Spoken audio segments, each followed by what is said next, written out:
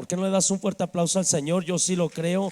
Y si tú viniste en este día con problemas en tu vida, en tu matrimonio, pon la palabra, escúchala, atento tu oído.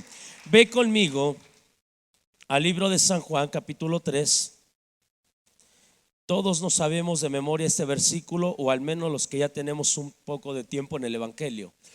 Capítulo 3, verso 16. Ahora sí el reloj no me va yo a pasar a las 4, tengo que ir al Java todavía.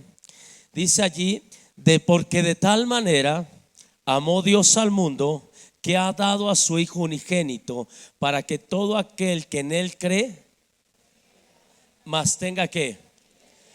Escúcheme bien, no hubo y no ha habido y no habrá jamás un ejemplo de amor tan grande como el que alguien dé la vida por otra persona. La Escritura dice que el verdadero amor se muestra cuando tú eres capaz de dar tu vida por alguien más. Y aquí vemos nosotros que los personajes que hablando del Dios Padre y Jesús, tuvieron ese fuerte deseo, ese fuerte anhelo, amarte a ti y amarme a mí. El Padre quería recuperar la amistad del ser humano que fue robada, que fue saqueada en el huerto del Edén, cuando Adán y Eva fueron engañados, ¿sí o no? De tal manera que Dios en su corazón anhelaba seguir platicando con el hombre, seguir teniendo esa relación, esa amistad. De tal manera que seguramente en el cielo un día, platicando el Padre, el Hijo y el Espíritu Santo, ¿verdad? Quedaron impregnados, extasiados de cómo quisiera nuevamente tener al ser humano para platicar con ellos, de tener una amistad y una relación con ellos.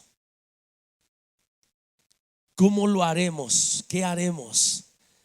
Y Jesús dice: yo voy, yo los recupero. Yo iré a buscar lo extraviado. Yo iré a buscar al enfermo, porque Jesús no vino por los sanos, sino por los enfermos. Él vino a buscar lo que se había extraviado. Ahora yo te digo algo, el mayor ejemplo de amor fue que el mismo Padre envió a su Hijo a morir por ti y por mí. Y Jesús solo está esperando algo de ti y de mí, según Isaías 58, capítulo 58, versículo 11. ¿Está conmigo? No, 53, 11. Dice así: verá el fruto de la aflicción de su alma y quedará ¿qué? Nuevamente, y verá el fruto de la aflicción de su alma y quedará. Por su conocimiento justificará mi siervo justo a muchos y llevará las iniquidades. ¿Quién llevó nuestras iniquidades y nuestros pecados? Y Jesús, ¿qué está esperando de usted y de mí? La Biblia dice aquí: y verá el fruto. Jesús está esperando que usted y yo demos fruto. Fruto. Voltea a ver al que está a tu lado y dile: higuera, te van a venir a buscar, y mejor te es que encuentre fruto, porque a las higueras que no dan fruto se secan. Por ese motivo hay muchos cristianos secos en las iglesias, áridos en las iglesias. Cristianos que dicen: terminé mi ciclo, pastor, ahí nos vemos, me voy a la otra iglesia. Creen que en la otra iglesia la van a hacer y van a dar fruto, y no es así. No es así. Tú y yo tenemos que meternos en nuestro corazón que Jesús está esperando un fruto de ti y de mí. Pastor, ¿qué fruto está esperando Jesús de mí? Ve conmigo a Mateo capítulo 28. Y el tractorcito va caminando poco a poquito, arando la tierra. Mateo 28 dice lo siguiente. Verso 18: Jesús se acercó y les habló diciendo: toda potestad me es dada en el cielo y en la tierra. Por tanto, ¿qué dice? Nos regresamos a la primera. Por tanto, a ver todos juntos, a las de tres, una, dos, tres. Por tanto, id. ¿Es una opción? No, no es una opción. Si quieres, ve. No, no es opción, es una orden, es algo imperativo. Por tanto, id y haced discípulos. ¿Sí o no? Id y haced discípulos. Después dice la escritura: a todas las naciones. Iglesia de Texmelucan, déjame decirte algo. Tú nada más por haberte congregado aquí, tú eres parte de una iglesia. Tú que has creído en Jesucristo, eres parte de una iglesia con una promesa de salir de San Martín y visitar otros países, otras naciones, otros estados, otros municipios, para poder llevar a cabo esta orden que dice: id y haced discípulos a las. ¿Quién dice yo voy? Pastor, depende a dónde me manda. Si tú ves al Jonás, ¿dónde está el Jonás? ¿En la cocina? Si tú ves al Jonás hace rato que me traía del carro para acá, le digo: no, hombre, contigo me siento seguro, brother. Con esa cara de talibán, y quién se meta conmigo. Tiene la facción para poder estar en el Medio Oriente predicando a Jesús, ¿sí o no? Aquí yo veo gente con facciones de irse a Francia, de España. Nadie dice amén, yo la tomo, ¿verdad? Algunos a China, algunos como su servidor a Oaxaca. Gloria a Dios por Oaxaca. Delicioso amarillo preparan allí, ¿sí o no? El tejate, no se diga. Vaya a Oaxaca, le invito. Deliciosos platillos de comida. Id y haced discípulos a todas las naciones, bautizándolos en el nombre del Padre, del Hijo y del Espíritu Santo. Estuvimos en Guanajuato este fin de semana, viernes y sábado, y le decía a mi esposa que vi muchísimas caras nuevas. La verdad que ahí va caminando la obra muy rápido, pero así como va muy rápido, cambié la temperatura de la plancha para la gente de allá, los líderes, y le subí a todo lo que da, porque dije: si tú llevas prisa, yo también, Señor, tengo que ir planchando bien la iglesia y todo para que no estén arrugadas, ¿sí o no? ¿Ustedes tienen un pastor que se los plancha? ¿Sí? ¿Les llama la atención de repente? ¿O a todos les dice: ay, ovejita, sí, está bien, está bien? No, ¿verdad? Sí les. ¿Por qué? Porque es como un padre que tiene que entregar una iglesia pura, sin mancha y sin arruga. Él y su esposa son encargados de ellos. Y hoy que me llevé este fin de semana un escudero, dice: no, hombre, pastor, les diste con todo. Le digo: porque al rato que los plantemos como iglesia, imagínate si cometen esos errores, ¿a quién le van a reclamar? ¿A ellos o a mí? A mí. Entonces mejor los meto en cajón. Y fuimos a bautizar a 33 personas. 33 personas en Guanajuato. ¿Sabes tú que una iglesia con avivamiento en Guanajuato es de 40 a 70 personas? O sea, una iglesia grande en Guanajuato, en el Bajío, con avivamiento es de 40 a 70 personas. Es difícil Guanajuato, el Bajío es difícil, pero sí puedo ver que cuando hay un matrimonio determinado, apasionado para hacer la obra de Dios, estos van a empezar a hacer la tarea que se les encomendó. Estos van a empezar a dar fruto, y fruto que permanezca. Tu tarea, mi tarea es escuchar esto que Jesús está esperando de ti, de mí. Por tanto, id y hacer discípulos. Tenemos que hacer discípulos, pero con 4 características. ¿Cuáles son? Pues estas que vimos: hacer los discípulos, bautizándolos, enseñándoles también a que guarden todas las cosas que Él nos mandó. Versículo 20: enseñándoles que guarden todas las cosas que os he mandado.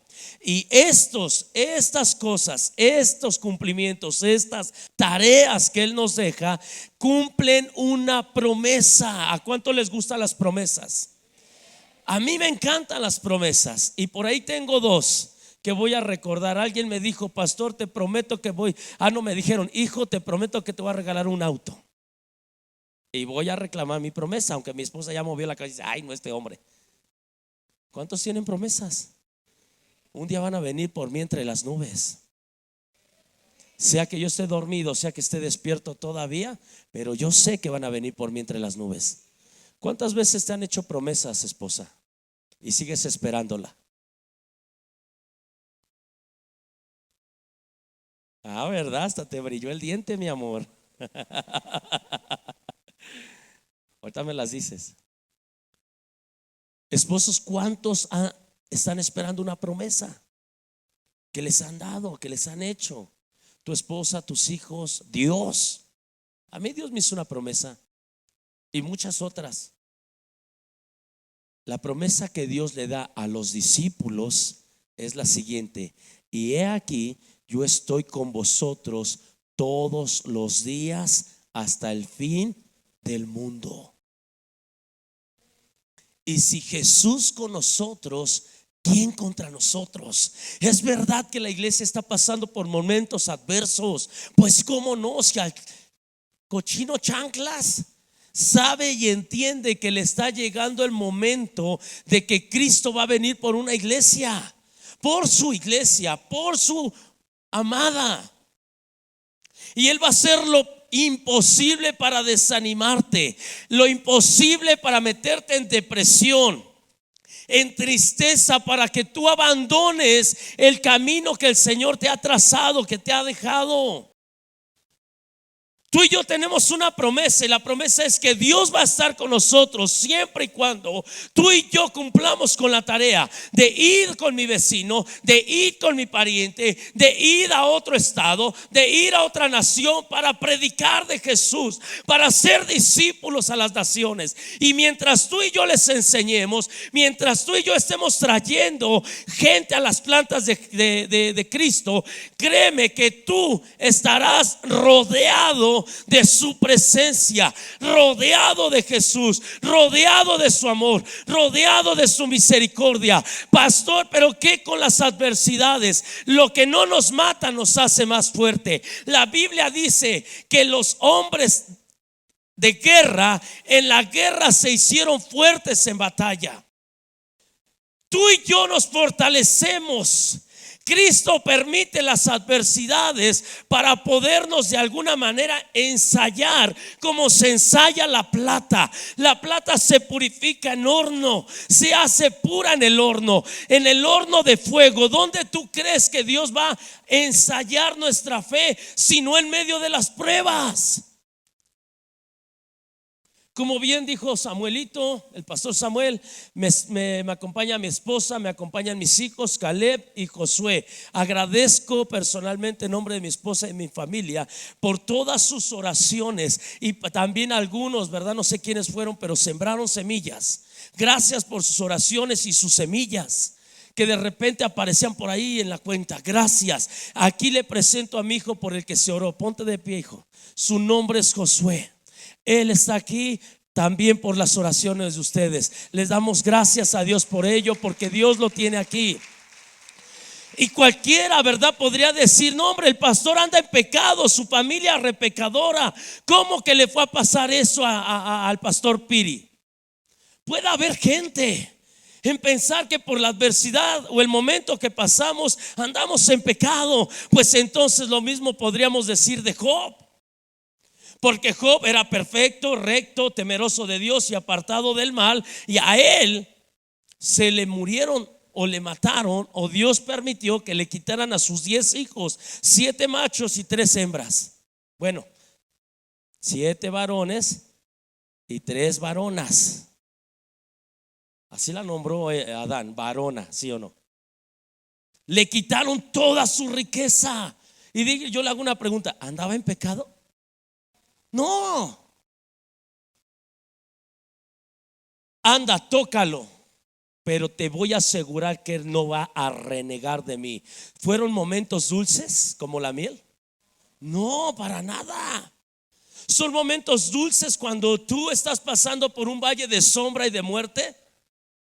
A veces a los valles de sombra y de muerte que habla Salmos 23 verso 4, no es que Dios nos haya puesto allí. Muchas veces nosotros cometemos el error de ir en contra de la palabra de Dios, en contra de sus mandamientos, y perecemos en el medio de la carrera. ¿A qué me refiero? Porque muchas veces la gente está pasando por el valle de sombra y de muerte, perseguido por los colombianos, que fuiste y les pediste dinero prestado y ya no sabes ni cómo salir de allí. Fuiste a Electra y te endrogaste. Fuiste a Coppel y pediste. Fuiste a Compartamos Banco y compartiste banco con otros.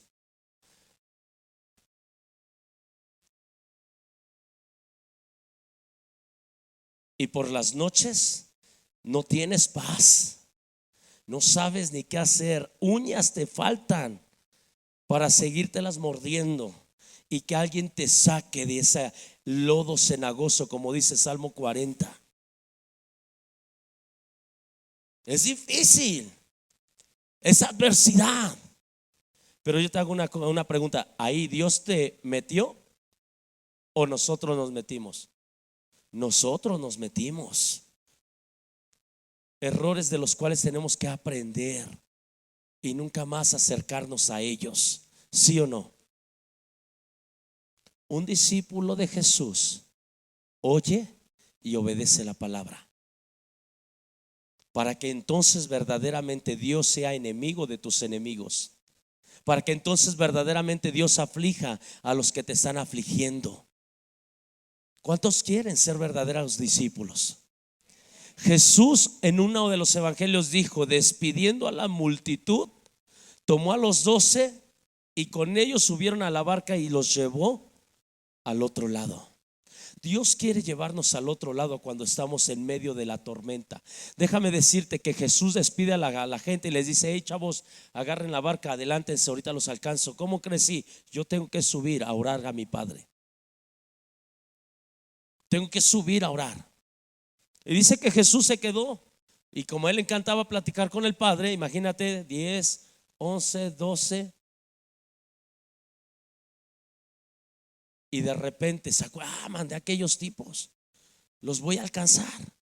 Pero se da cuenta que sus discípulos que van en la barca se encuentran en medio de una gran tormenta. ¿Quién dijo que seguir a Jesús era fácil y sencillo? ¿Quién dijo que seguir a Jesús iba a ser gratuito? Aún nuestro Señor Jesucristo pagó impuestos. Darle al César lo que es del César y a Dios lo que es de Dios. Ándale, Pedro, ve, mete el anzuelo y en el primer pez que saques, abre el hocico y sacarás de ahí una moneda. Ve, paga los impuestos tuyos y paga los míos. Todos tenemos que cumplir con las leyes de esta tierra. Discípulos de Jesús, ¿sí o no? Dele ahí vuelta 2 hojas a su Biblia y vaya conmigo a Marcos capítulo 3. Ya está conmigo. Versículo 13. Después subió al monte y llamó así a los que él quiso. Escucha bien, a los que él quiso. ¿Y qué dice? Y vinieron a él. Y estableció en aquel entonces ¿a cuántos?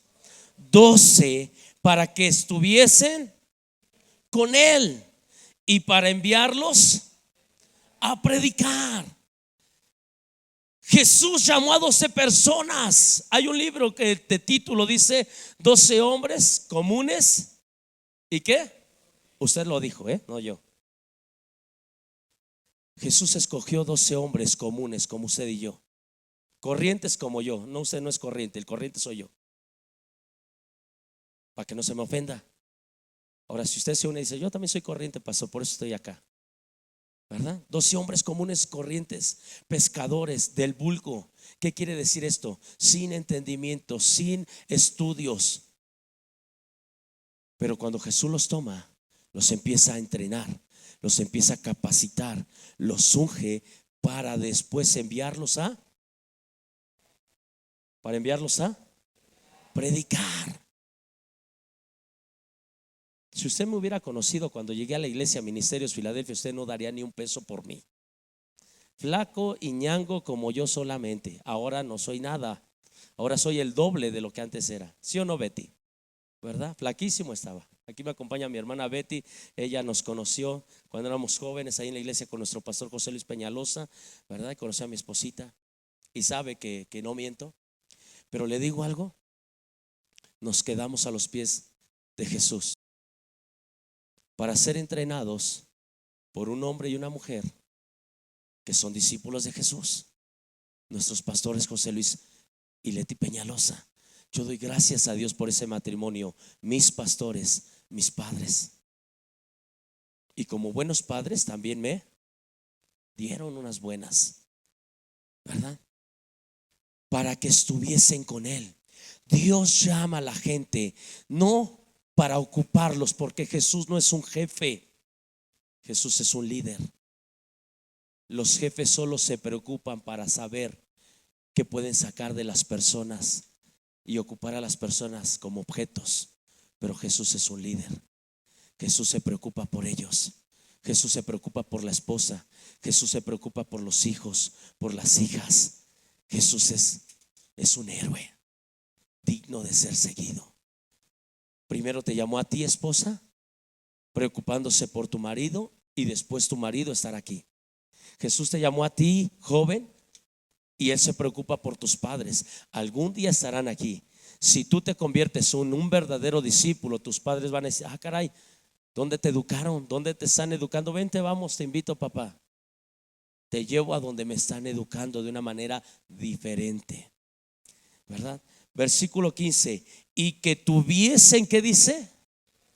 Autoridad para sanar enfermedades, para echar fuera demonios. A Simón, a quien puso por sobrenombre Pedro, Jacobo, hijo de Zebedeo, a Juan, hermano de Andrés, hermano de Jacobo, a quien apellidó Boanerges, esto es, hijos del trueno, Andrés, Felipe, Bartolomé, Mateo, Tomás, Jacobo, hijo de Alfeo, Tadeo, Simón el cananista, Judas el Iscariote, el que le entregó, y vinieron a la casa de él.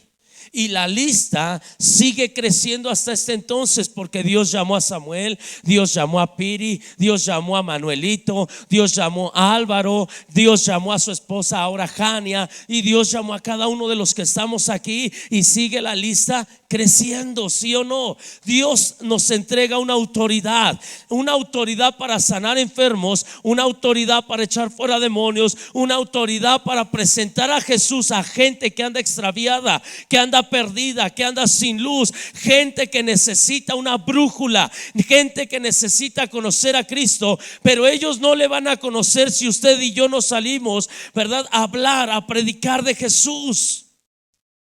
Ahora, todos nosotros tenemos que ser hombres y mujeres que nos volvamos de alguna manera íconos para que otros nos sigan. David, el rey David, en su adolescencia comenzó su carrera como asesino de gigantes, ¿sí o no? Vaya conmigo a la primera carta de Samuel, primer libro de Samuel.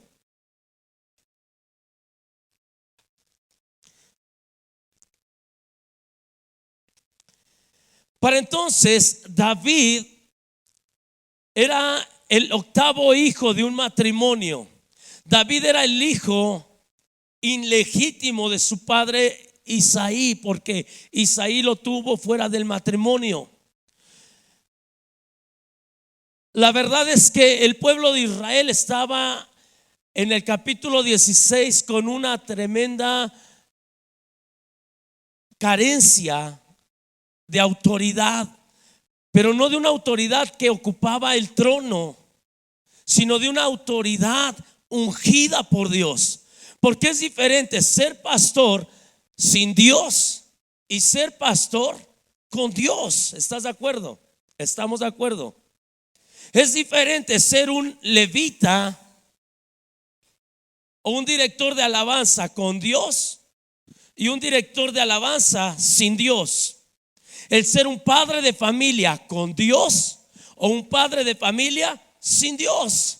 una esposa con Dios o una esposa sin, hijos con Dios o hijos sin Dios. E Israel estaba en una carencia porque aunque había un rey llamado Saúl, era un rey que no tenía la unción del Espíritu Santo, la unción de Dios, el respaldo de Dios sobre su vida, porque él fue un rebelde, un desobediente a la palabra de Dios, de tal manera que Dios se tuvo que buscar suplir a ese lugar, rellenar ese hueco, esa vacante que estaba. Y de alguna manera Dios le habla a Samuel y le dice: quiero que vayas, ¿verdad? Y me unjas al siguiente rey para Israel.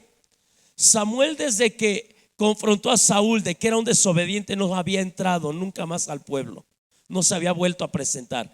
Y Samuel le dice: Señor, no, espérame tantito, si yo me presento, la verdad es que Saúl me va a matar, porque él sabe que si yo vengo al pueblo no es por otra cosa, sino para ungir al que va a estar en su lugar de él. Y ve al versículo 4. Hizo pues Samuel como le dijo Jehová. Y luego que él llegó a Belén, los ancianos de la ciudad salieron a recibirle ¿con qué? Con miedo, y le dijeron: ¿es pacífica tu venida? O sea, los ancianos, ya no meramente el rey, sino los ancianos, salieron a reclamarle, a cuestionarlo, a poner en tela de juicio su llegada a Belén. Y le dice: ¿has venido para paz o has venido a qué?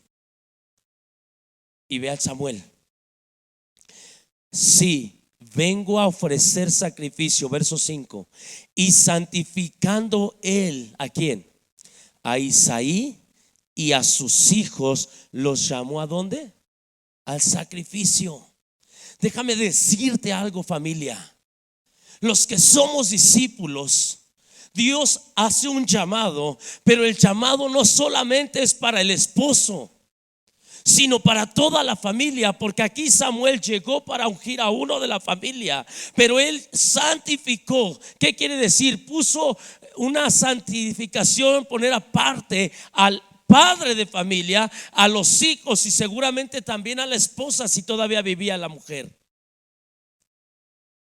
Tú y yo tenemos que tener bien claro en nuestro corazón: nuestros hijos no se pueden quedar en casa, no los puedes dejar en casa. Es que van en la prepa, van en la universidad, tienen mucho trabajo. Que vayan a la iglesia y en la iglesia tú los vigiles. Ahí Dios los puede llenar de su presencia, llenarlos de su sabiduría, de su inteligencia, y hasta pueden terminar más rápido su tarea. No olvidemos a nuestros hijos, mucho menos cuando están en la adolescencia. El diablo está esperando que nuestros hijos puedan voltear en el celular, ahí en una cochina página que dice página caliente. Da clic aquí. Matar y destruir a tus hijos. ¿Cuántos padres de familia hoy en día están atados en la pornografía? Todo por estos cochinos aparatos que le dieron link a una invitación de Satanás para ver páginas ilícitas. ¿Cuántas familias están siendo destruidas por el cochino Facebook? Porque se encontraron los amigos de la secundaria, de la preparatoria, y como ahí no tenían el valor para decirle: me gustabas. Hoy de grande, sabes que cuando nos conocimos me gustabas. ¿Y por qué no me dijiste, menso?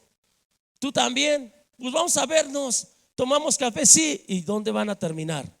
En una relación ilícita. Y se están divorciando hoy los matrimonios por las cochinas redes sociales. No podemos dejar a nuestros hijos en casa. Isaí fue santificado y sus hijos también. ¿Alguna duda? Tú no te quedas en casa, hijo, tú te largas conmigo. Vámonos. Vámonos, porque quizás el Espíritu Santo cae hoy. Quizás Dios te escoja como Dios va a escoger al siguiente personaje aquí en la Biblia. Dice el versículo 6: y aconteció que cuando ellos vinieron, él vio a Eliab y dijo: de cierto, delante de Jehová estás ungido. Samuel vio al primero. Ven, brother, échame la mano. Tú, brother, del cocodrilito, vente. Sí, tú. Vente para acá. Ahí viene Eliab. ¿Ahí viene quién? Eliab. Sube acá, Eliab. Chole. ¿Sí o no?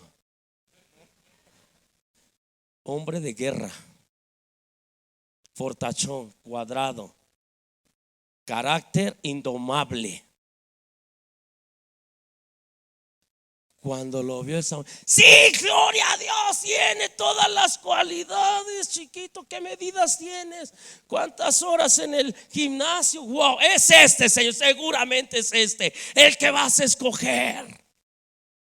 Y vea, se lleva una sorpresa el Samuel. Todos nosotros lo pondríamos a este, ¿verdad? Como jefe del ejército. Todo dice, sí, tiene las cualidades, pastor. Qué bueno que paga el precio en el gimnasio. Ha de tomar harto Herbalife. Vea usted, versículo 7. Jehová respondió a Samuel: no mire su parecer ni lo grande de su estatura, porque yo lo desecho. Porque Jehová no mira lo que está, no mira lo que el hombre mira, pues el hombre mira lo que está delante de sus ojos, pero yo examino su corazón. Dios examina el corazón. Qué poderoso es cuando Dios encuentra a un hombre así, con cualidades, alto, fornido, apto para la guerra. Pero cuando este hombre en su intimidad, en su recámara, es un hombre que pasa todo el tiempo a los pies de Jesús, ese es un hombre con cualidades de que Dios ocupa. Eliab tenía las cualidades físicas, pero no tenía el corazón. ¿Cuál es tu nombre? Orlando. Orlando, ¿tienes un corazón para Dios? Sí. Claro que sí, hijo, por eso estás aquí. Yo lo veo y Dios te va a usar. Si tú tomas la decisión de seguir a Jesús hasta la muerte, como lo hizo Pedro. Gracias, Eliab. Verso 8. Entonces llamó Isaí a Abinadab y lo hizo pasar delante de Samuel, el cual dijo: tampoco es este. Verso 9. Hizo luego pasar Isaí a Sama y él dijo: tampoco a este ha elegido Jehová. Quiere decir que sus primeros 3 hijos mayores de Isaí eran los que eran aptos para la guerra. Los primeros, los mejores, los fuertes, los que tenían habilidades, destrezas, fortaleza.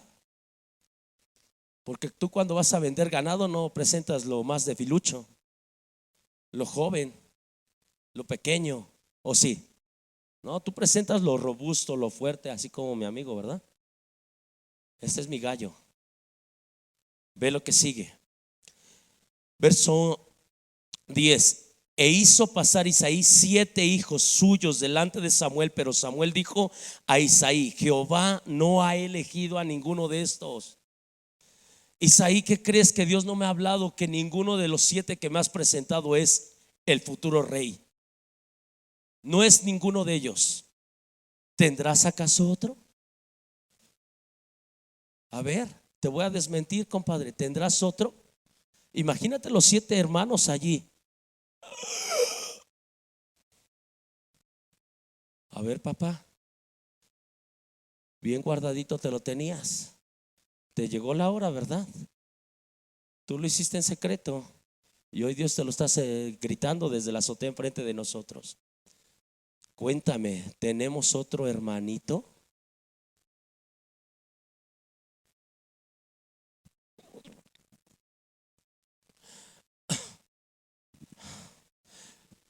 Oye, pero Eliab es el fuerte. Oye, el Sama. No, no, no, no. Dios no quiere a ninguno de tus 7. ¿Hay otro?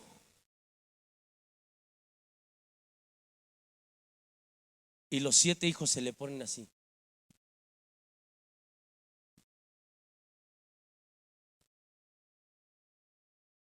Bueno, pues ¿qué te puedo decir? Ya me clachaste. Pues sí, la verdad, hijos, ¿qué creen? Que les voy a presentar a su otro hermanito. Escúchame bien. Si tú has llevado una segunda vida, arrepiéntete. Arrepiéntete delante de Dios, porque lo que has hecho en secreto te lo va a gritar desde las azoteas. Si tú escuchas el primer mensaje, nada tiene que ver con este ahorita. A veces creemos que las cosas que hacemos ocultas nadie las vio, ciertamente nadie carnal, pero el testigo que es fiel y que es Jesús lo mira todos los días, todo el tiempo. Le has ocultado una doble vida a tu esposa, arrepiéntete, miserable pecador, porque Dios es bueno para perdonarte hoy. Mujer, si has llevado una doble vida, arrepiéntete, pídele perdón a Dios y a tu marido. No te pongas como loco celoso. Perdona a tu esposa, y tampoco usted, hermana, no se ponga crazy. Perdone al marido y juntos luchen por terminar sus días juntos. Juntos. El diablo engañó a su marido. Lo malo no es tropezar, lo malo es cuando te encanta gatear.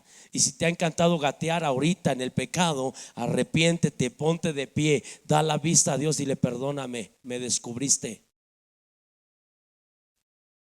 Jóvenes, déjense de sus cosas. Están atrapados en las redes sociales, en esas páginas sucias. Pídanle perdón a sus padres, a Dios, y que sus padres oren por ustedes. Entreguen el cochino celular, la computadora. Adolescentes, no sé cómo está tu vida. Si llevas una vida de engaño, de hipocresía con tus papás, haciéndoles creer que eres cristiano, pero en casa eres de lo peor, en la escuela eres de lo peor. Arrepiéntete, pídele perdón a Dios y pide ayuda a tus papás. Ay, pastor, nos gusta más el otro modo, el modo chistoso con el que estaba enseñando. Tengo un octavo hijo, es el que cuida mis ovejas. Ahora entiendo, papá, por eso lo tenías allá, por esos ciertos privilegios. Sí. Y Samuel le dice: hazlo traer. Pero mientras viene, vamos a comer. Dice: no, Señor, no me sentaré en la mesa a comer contigo hasta que no llegue y termine yo la tarea. Y llega el David, oliendo a oveja, probablemente con rastas el chamaco, rubio. Y entre la majada y el mal olor de las ovejas, dice que era hermoso como su pastor. No yo, Samuel, obviamente. Bueno, Dios nos hizo hermosos, ¿sí o no, amigo? Para nuestra esposa, nada más. Lo hizo pasar y dice: este es. Vea lo que dice el verso 12. Envió pues por él y le hizo entrar, y era rubio, hermoso de ojos, de buen parecer. Entonces Jehová dijo: levántate y úngelo, porque es este. Y Samuel tomó el cuerno del aceite y lo ungió en medio de sus hermanos. Y después de aquel día en adelante, el Espíritu del Señor vino sobre David, y se levantó luego Samuel y se volvió a Ramá, su casa. Qué interesante es, qué gran oportunidad. Cada culto, cada servicio, cada casa de salvación donde tú llevas a tus hijos, donde somos capaces y comprometidos de no olvidar a nuestros hijos y llevarlos a casa a todos. Porque quizás ese día Dios venga y Dios derrame el aceite sobre tus hijos, Dios derrame el aceite sobre tus hijas, Dios los llame para un sacerdocio, para un servicio santo para Dios. No podemos perder la oportunidad. No dejemos a nuestros hijos afuera. Convirtamos primeramente a nuestros hijos como discípulos de Jesús, y después a nuestros vecinos, después a nuestros parientes, y al último el resto de todo el mundo. Tú y yo tenemos un gran compromiso: buscar un propósito para nuestros hijos. Y aquí Dios le dio propósito a David, un pequeño pastor, cuidador de ovejas. Te digo algo: de entre 4 hermanos que tengo, o que somos 5, Dios no escogió al más guapo de todos ellos. Dios no escogió al más fuerte. Dios no escogió al más lleno de destrezas y habilidades. Dios me escogió a mí. Dios me escogió a mí, lo débil, lo feo, lo inseguro. de entre todos tus primos, primas, hermanos, hermanas, parientes, déjame decirte algo: Dios te escogió a ti. Dios te escogió a ti. ¿Por qué no le das un fuerte aplauso a Dios porque te escogió a ti? Te miró a ti. Tú estás aquí para hacer luz para tu casa. Tú estás aquí para ser un rey, una reina, un sacerdote, una sacerdota para gloria de Dios Padre. Dios te escogió porque sabía que te podía confiar la tarea de hacer discípulos a todas las naciones. Dios te escogió a ti porque sabe que en ti puede encontrar pasión. Como dice un amigo mío, ¿verdad? Ese amigo dice: la pasión se demuestra como con sudor en la frente, sangre en la garganta y fuego en el corazón. Hace rato que adorábamos, había pasión en jóvenes y algunos adultos. Algunos otros todavía como que son de esos boilercitos antiguos de leña. ¿Cuántos llegaron a usar el boiler de leña? ¿Verdad? Tenías que llegar a echarle la leña, un ocote con fuego y hasta que ardía. No habemos otro que apenas, ¿verdad? Le abren a la llave de la regadera y ya está el agua caliente. Al instante, los que hemos entendido y los que somos discípulos, al instante nos conectamos y empezamos a darle pasión al apasionado de nuestro Señor Jesús, porque Él murió con pasión por nosotros. David se convirtió en ese ejemplo. Como capítulo 17 del primer libro de Samuel dice que David tuvo la oportunidad de enfrentarse con un gigante llamado Goliat. Y Goliat era el campeón de todos los 5 reinos de los filisteos, porque los filisteos tenían 5 reinos, estaba dividido en 5 reinos. Y dice que David estaba cuidando las ovejas de su padre. No lo voy a leer ahí, se lo parafraseo. Ahí van a irlo siguiendo en la pantalla. Y David dice que su padre le dice un día: ¿sabes qué, David? Me preocupan tus 3 hermanos que fueron a la guerra. Por lo tanto, mañana temprano quiero que me hagas un favor, una tarea, tomarás un burro, un asno, le cargarás toda esta despensa, higos, pasas, quesos, todo esto, y tomarás también ropa limpia para tus hermanos. La despensa la dejas al jefe del bagaje, al que está encargado del bagaje. La ropa se la llevas a tus hermanos y me traes noticia de cómo está la guerra. Y David bien entendido: sí, papá, ahorita voy por el burro, ahorita lo baño, lo lavo, le cargo todo para que mañana salgamos temprano. Pero antes de eso dice que David fue y encargó las ovejas que él cuidaba con un siervo y le dijo: te encargo las ovejas de mi padre. Porque David, aunque era un adolescente, tenía responsabilidad. Era un muchacho responsable. Hoy tenemos hijos, adolescentes, jóvenes irresponsables, porque antes de que se levanten tú tienes que persinarte con el pescadito, echarles agua bendita y decir: ay, voy a hacer una oración para que se levante de buenas mi hijo, ahorita que lo despierte. Hijos que tienes que despertarlos para que vayan a la escuela. Hijos que los tienes que despertar para que vayan a trabajar.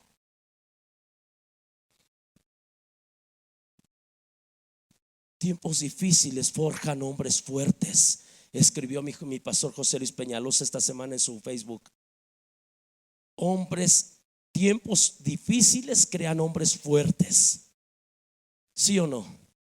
5 de la mañana mi madre me iba a tocar, y no a tocar, sino me prendía solo la luz y ya voy, mamá. Gracias, hijo, ve por la leche. Estaba yo chamaquillo, 6, 7 años, no me acuerdo, pues estaba chamaco. Cuando llegaba con mi chico botezote, el bote era más grande que mi cabeza. Me formaba con la tarjeta ahí en la liconza. ¿Cuántos conocen la liconza? Bueno, ahí para la otra me trae 1 litro de leche de la liconza. Me encanta. Y ya me paraba y llegaba ahí y me decía: no, tú no puedes, niño. ¿Por qué no te vamos a dar la leche? Está muy chiquito. ¿Y tu mamá? Se quedó cuidando a mi hermanita que apenas nació y me mandó por la leche. No te lo podemos dar. Y ya salía y ya iba con el Señor. Le pido un favor: ¿qué pasó, niño? ¿Me puedes sacar mi leche, por favor? Es que no me la quieren dar porque soy niño. Sí, hijo, trae. Se formaban, sacaban mi leche. Tiempos difíciles. Forjaron niños fuertes, adolescentes fuertes. Los que tienen arriba de 40 años saben de lo que me refiero, ¿verdad? Jóvenes, valoren lo que sus padres les dan. Si sus padres les pueden dar unos Converse, qué bueno. Y si no, espérense 3, 4 meses hasta que sus padres puedan juntar.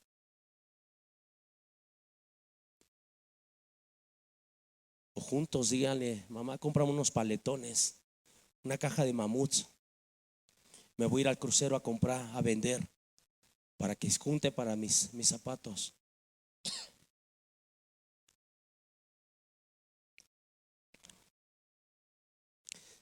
David tomó la vida de ese gigante, derrotándolo y matándolo. Pero lo interesante es que ese gigante llamado Goliat, en el momento que le es cortada la cabeza, dice que David toma la cabeza y la lleva a Jebús, a la ciudad de Jerusalén, y se presenta delante de esa ciudad que estaba amurallada tremendamente, impenetrable, y le dice, y todos voltean: ¿qué onda? ¿Quién es ese escuincle? ¿Qué trae ahí?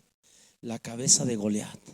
Así les voy a hacer cuando venga por esta casa, porque esta casa la quiere Dios.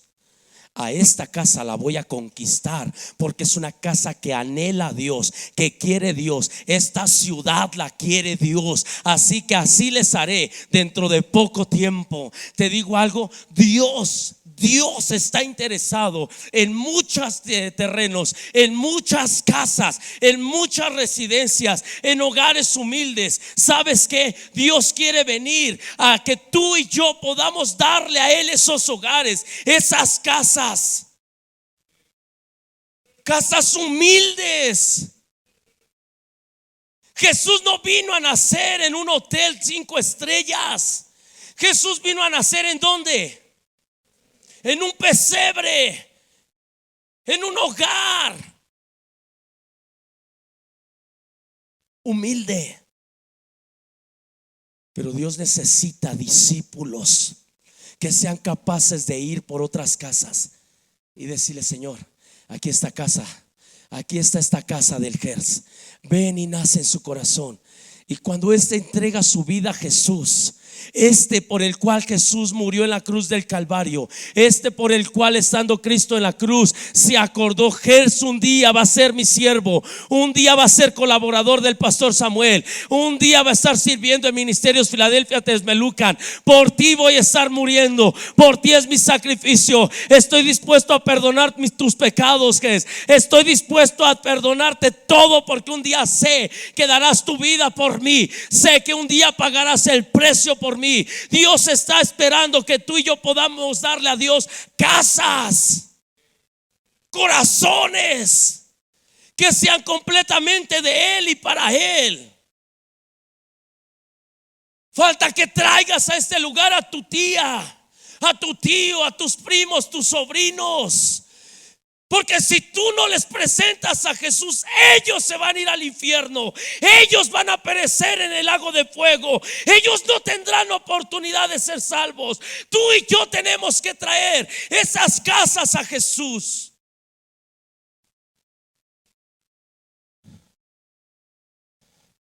No te desanimes si tu esposo no quiere venir. Cobra ánimo, ora, ayuna. No faltes a ninguna reunión, y cada que vengas, acuérdese de mi esposo, acuérdese de mi marido. Ore por él, pastor. Oremos todos por él, para que Dios lo toque, lo cambie, lo transforme, y que él sea un hombre que sea completamente para Dios, un discípulo de Jesús. Gracias, Gers. Se va el David con la chica cabezota del gigante. Imagínate. Y de repente, por ahí a lo lejos, vienen todos los filisteos.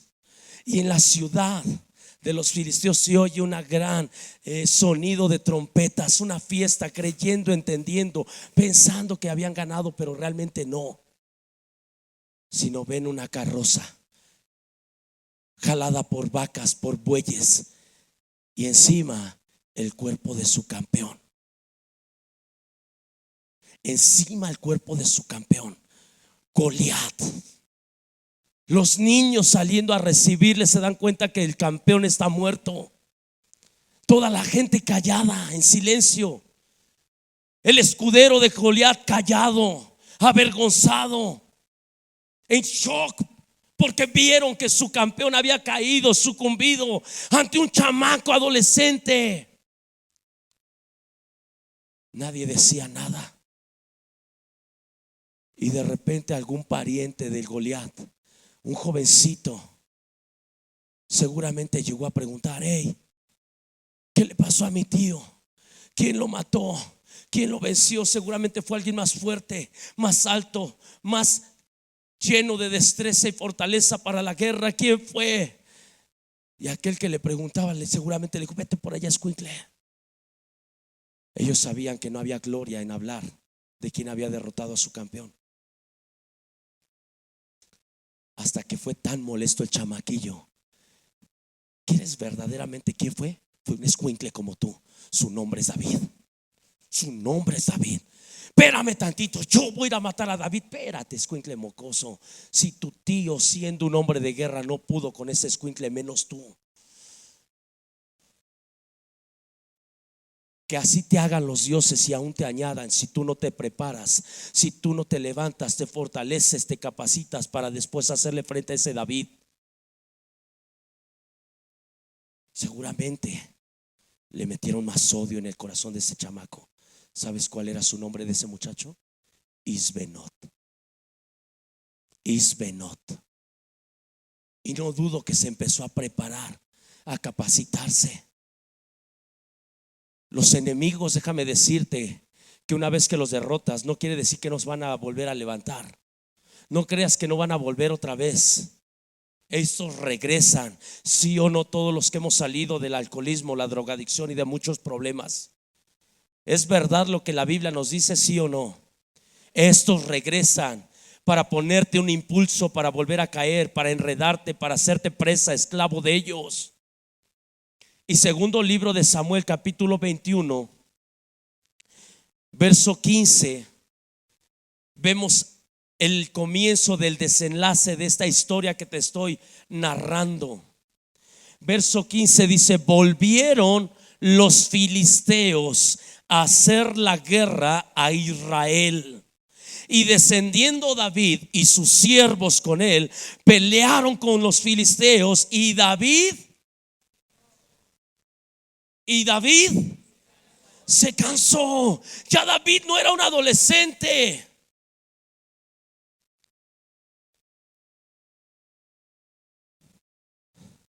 ¿Me vas a ayudar o me vas a correr?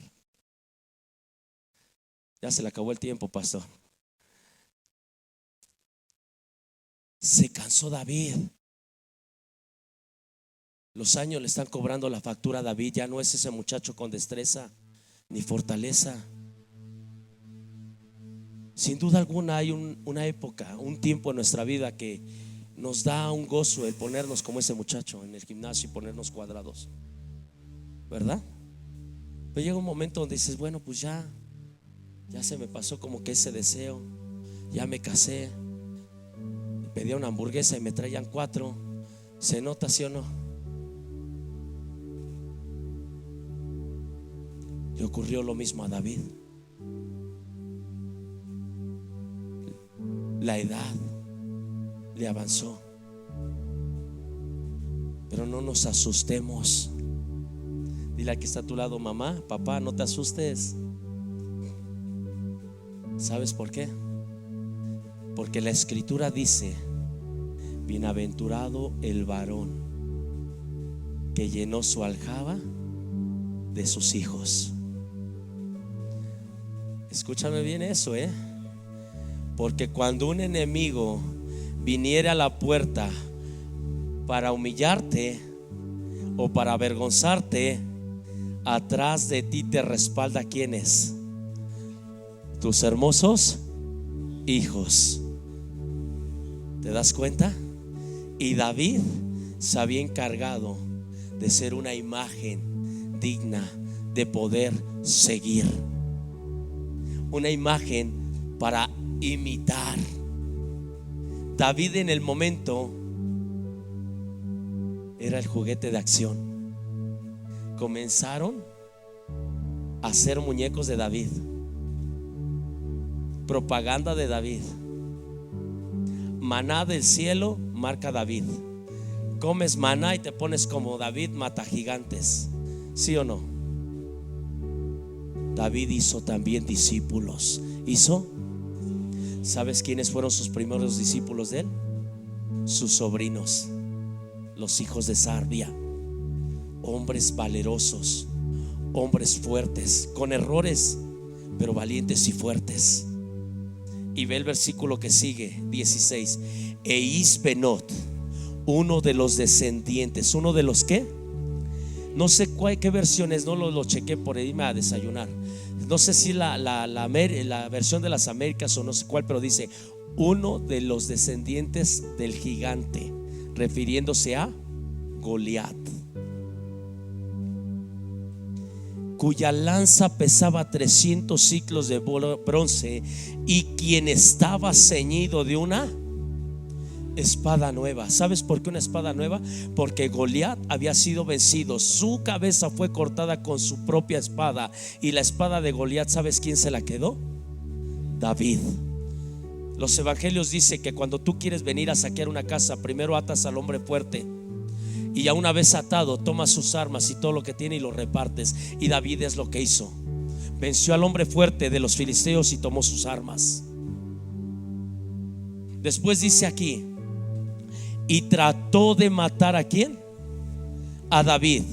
Mas el discípulo Abisaí, hijo de Sarvia, llegó en su ayuda. ¿Y qué dice?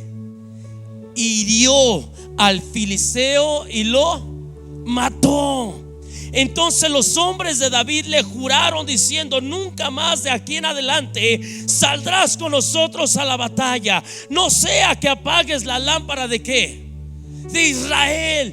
Tenemos que entender que hay un momento que a nosotros como personas, como pastores, como líderes, va a llegar el momento donde no vamos a seguir con la fortaleza, con la destreza para poder continuar la carrera en el evangelio a 100 por hora.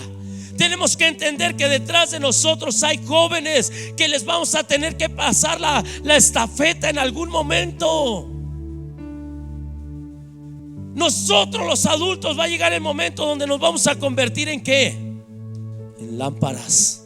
Porque David, todos llegaron, su cabildo de David dijo: no más, David, no saldrás más a la guerra, te quedarás en el palacio o de lejitos vas a ver la guerra, y desde ahí nos das instrucciones. ¿Saben qué nos convertimos? En coach.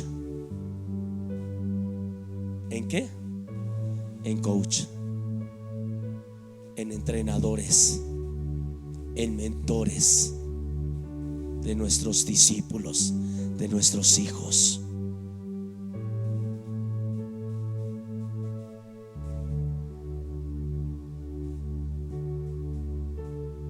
Oro a Dios para ser el mejor coach de mis hijos, no de ustedes, no de otros, de mis hijos.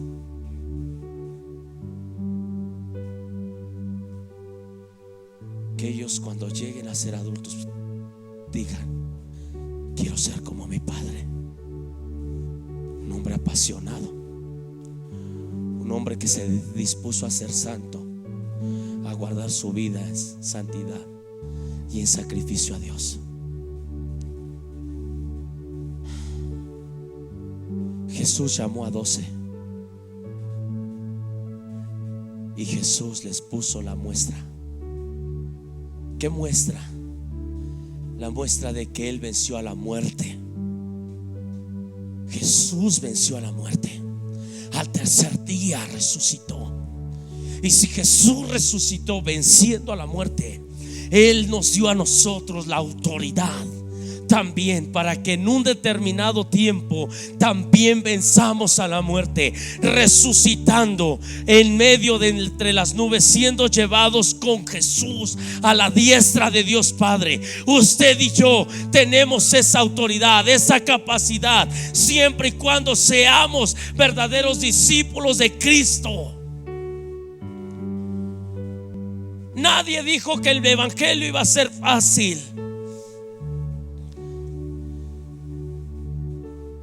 No hablamos del mensaje o de un evangelio de prosperidad. Hablamos de un evangelio donde tu vida es transformada y cambiada, donde Dios quiere que pasemos al otro día. Cada día pasar al otro día, cada mes pasar a otro lugar, cada año pasar al otro lugar, a otro nivel de conocimiento, de fe. Cuando pasó lo de mi hijo, como locos empezamos a marcarle a todos, los cercanos, toda la familia pastoral, todos los ministerios pastorales cercanos. ¿Sabe cuántos nos contestaron? ¿Cuántos cree usted? Ni uno solo. Estando yo en el hospital con mis niños, Caleb afuera y mi hijo adentro, obviamente estábamos todos muy mal. Jamás en mi vida había pasado un shock y el cuerpo todo tembloroso, mal. Y cuando estoy allí, contesto en una llamada, le llamé a mi esposa, y mi esposa recibió un mensaje de Dios, de parte de Dios, a través de uno de mis niños. Y fue lo siguiente: basta de marcarle a todos, mamá. Basta de llamar a otros. ¿Por qué no nos metemos y llamamos a Dios aún más fuerte? ¿Por qué no le marcamos a Dios para que nos ayude? En las adversidades, Dios va a separar a toda la gente de ti, de delante de ti, de cerca de ti. Solo, ¿sabes para qué? Para hacernos entender que no estamos solos, que Él está con nosotros y que nos va a ayudar todo el tiempo de nuestra vida. Hácelo fuerte. Tú estás pasando una adversidad, no estás sola, no estás solo. Tienes un enemigo que te ha sitiado.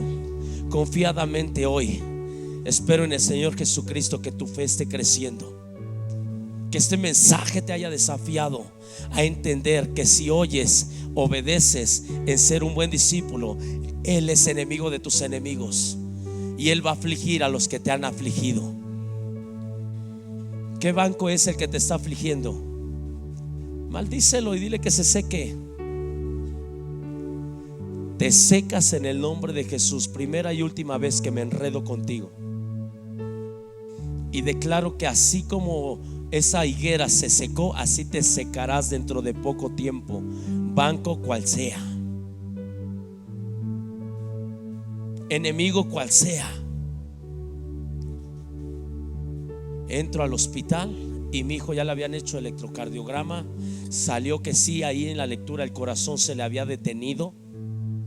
Y me dice, ya con sondas por todos lados, y me dice la enfermera: solamente estamos esperando que comience a orinar porque no ha podido orinar. Cuando una persona se electrocuta, realmente una quemada o una quemadura es la ausencia de líquido en el tejido. Por eso es una quemadura. Y en el cuerpo humano, la electrocutada, lo primero que se lleva es el corazón, porque está todo en la sangre, y los riñones, que hay líquido. Y su hijo no ha orinado. Esperemos que eso suceda. Y empezamos a orar. Ya mi pastor después: oh, perdón, hijo, ¿qué pasó? Así estaba ocupado. Dijo: pero dime. Ya le conté. No, se puso a orar al momento. Mi pastor luego mandó a todos a orar, y a todos se pusieron a orar. ¿Qué necesitas, hijo? Sus riñones, pastor, que funcionen, que pueda orinar sin nada, sin ningún problema. Le digo eso a mi pastor. Él hace una oración, me apoya, me fortalece. Entro al hospital y oh sorpresa, le veo la bolsa de mi hijo llena de orín, sin ni una sola gota de sangre. Eso es lo que Dios hizo con una sola oración. Una sola oración.